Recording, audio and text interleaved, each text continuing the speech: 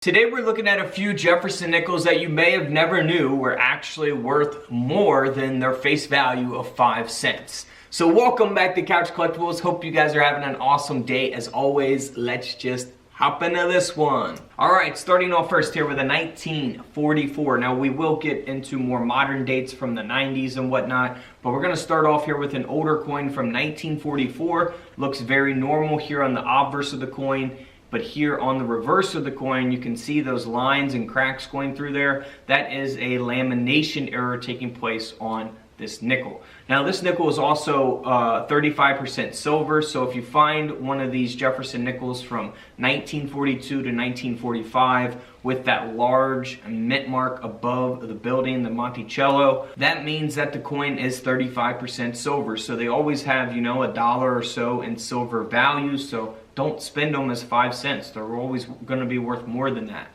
But in this case, this coin sold for $73 because of the mint error, graded by Annex at a VF30. Now next up is a 1945. Again, this is a silver Jefferson nickel. You'll see on the reverse of the coin that large P mint mark. You will see either a P, D, or S mint mark on those coins.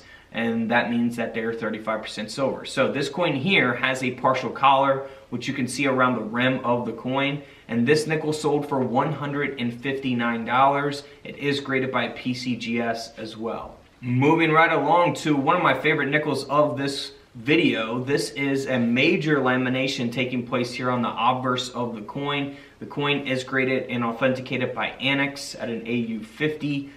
You'll see that on the reverse of the coin as well, and this is also a 35% silver nickel.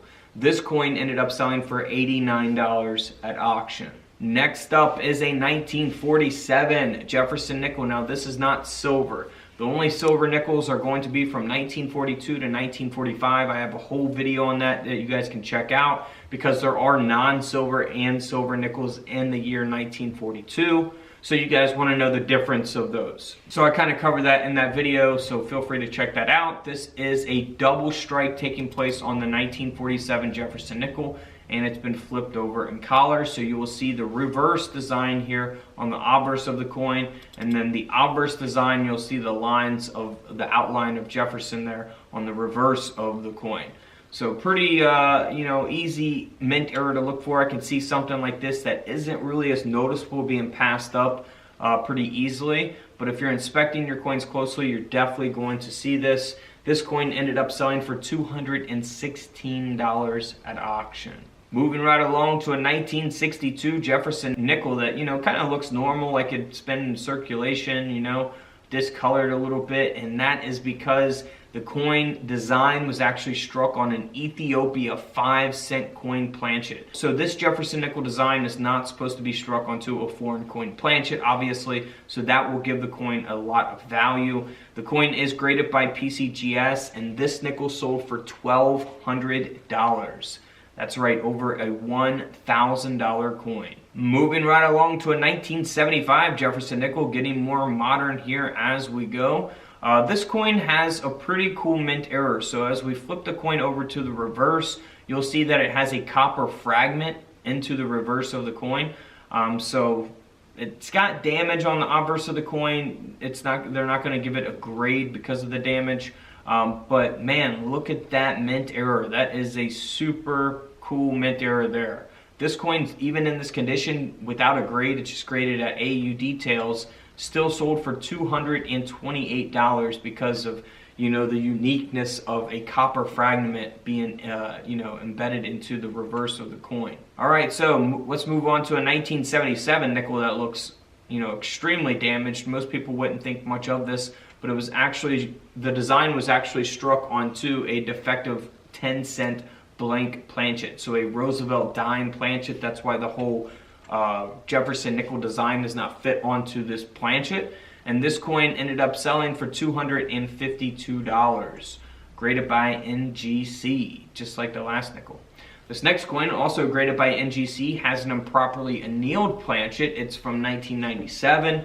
You can see that there on the obverse and the reverse of the coin, pretty obvious. But this coin ended up selling for $41 at auction. So it's not super valuable, not really making any money on that coin, but It's a $41 nickel. Now here is a no dated Jefferson nickel. Looks normal on one side of the coin, but as we flip the coin over, you'll see a mirrored image of the reverse design of the Jefferson nickel, and that's because it has an obverse brockage. So this nickel ended up selling for $264. Moving on to another no dated Jefferson nickel. Again, looks very normal on the reverse, but as we flip the coin over, you'll see that it's been struck through a late stage capped die. The die is what has the design on it. It comes down and strikes the planchet in order to create the coin, puts the design onto the coin. So coins are not printed, coins are struck with the die. So this coin ended up selling for a little over $100, created by Annex. So always check your coins closely. You know, if you inherit coin collections, you go to the bank and coin roll hunt coins from the bank, which I have some nickels, or not nickels, but quarters right here that we're gonna search through on the live stream. And yeah, that's gonna be fun. Hopefully we can find some mint errors or something worth keeping in those. But yeah, inspect your coins very closely and feel free to check out the rest of the videos here on the channel. And don't forget to subscribe in the middle. Feel free to check out those videos to the left of me. And until tomorrow, I'll see you guys in the comment section below. This is Couch Collectibles, and this is where I disappear.